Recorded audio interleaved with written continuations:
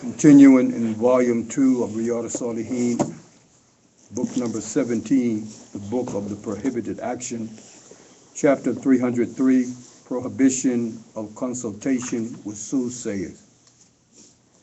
Narrated Qabisa bin al-Mukhariq, radiyallahu anhu, I heard Allah's Messenger sallallahu alaihi wasallam saying, the practice of iyafa, the interpretation of omens from the flight of birds, the practice of divination by drawing lines on the ground and taking evil omens are all practices of al-jibt, shaitanic deeds, Abu Dawood.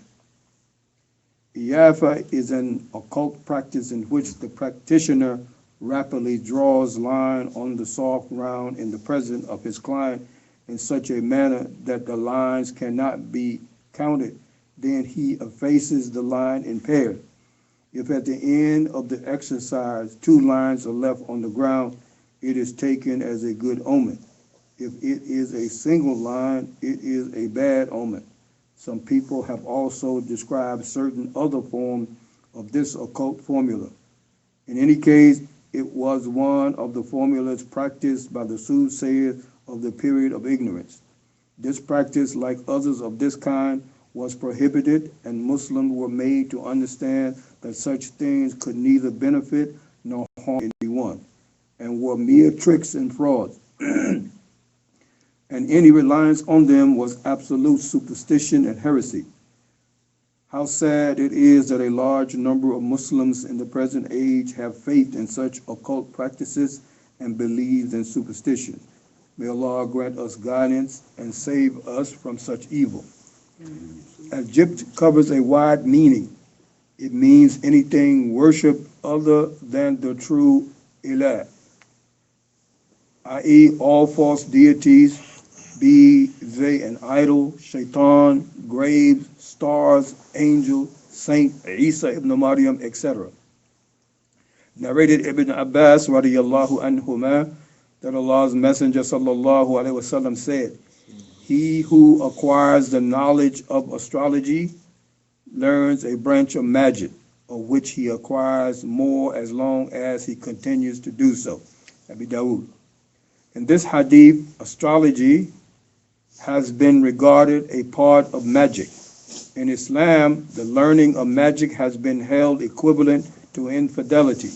Thus, it is evident that in Islam, astrology and soothsaying are highly dangerous, and learning them is a great sin. Astrology here stands for pseudoscience, on the basis of which future events are predicted with reference to the movement of stars. There is another science called astronomy, by means of which timing of sunrise and sunset are calculated. This branch of science, however, is a genuine science because it is based on experiment and observation. Narrated Muawiyah bin al-Hakam, radiyallahu anhu, that I said, O Allah's Messenger, sallallahu alaihi wasallam, I have recently emerged from ignorance, and Allah had favored me with Islam. There are still some men among us who visit the soothsayers to consult them on matters relating to the future. He, sallallahu alaihi wasallam, replied, do not visit them. I said, there are some men who are guided by omen. He replied, these are the ideas which come up in their mind, but you should not be influenced by them, i.e. these things should not prevent them from pursuing their works. I said, there are some men who practice divination by drawing lines on the ground. Allah's Messenger sallallahu alaihi wasallam replied, there was a prophet who drew lines. The lines which agrees with the lines drawn by that prophet would be correct. Muslim. The hadith has already appeared earlier. These are the ideas which come up in the mind, means that sometimes some things appear and one's mind at once takes it as a bad omen. This is something instinctive and natural, and one is not accountable for it. But if one acts in accordance with that omen, then what he does is wrong and is therefore forbidden. For this reason, the Prophet ﷺ said, i.e., these things should not prevent them from pursuing their works. The drawing of a line mentioned in this hadith is different from the drawings of line in Iyafas mentioned earlier. However, that was an act of a prophet which was done by him in the light of wahi, sent to him by Allah, and therefore was certainly correct. But now nobody possesses that knowledge and cannot therefore be adopted.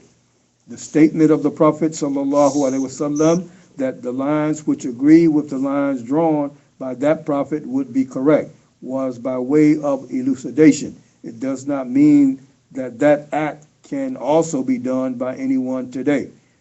For how can it be done without knowing its principle? How did that prophet of Allah draw that line? What were its principles? Since that knowledge has passed away with that prophet, it is now no longer valid, nor would it be fruitful. Who was the prophet who did it? Some people say it was Prophet Daniel, while others think it was Prophet Idris. Allah alone knows the truth. Narrated Abu Mas'ud al-Badri radiyallahu anhu that Allah's Messenger sallallahu alaihi wasallam prohibited the utilization of the price of a dog, the earning of an adulteress, and the money given to a soothsayer. Al-Bukhari and Muslim.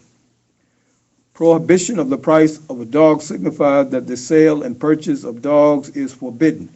This a general order which applies to dogs of every kind, whether it is for hunting or protecting a farm, which is permissible, or is a tamed one. The reason being that dog is an absolutely unclean animal no matter what breed it is.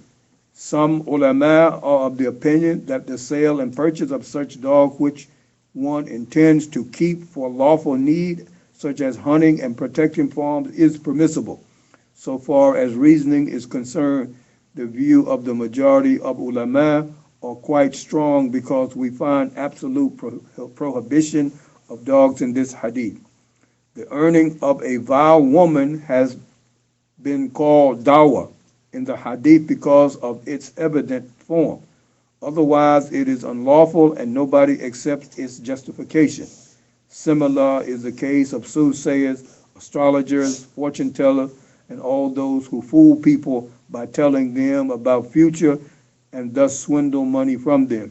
This income is also unlawful.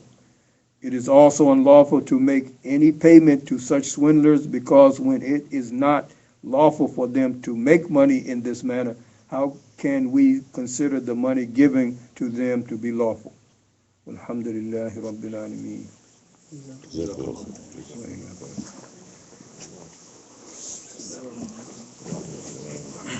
Assalamu alaikum.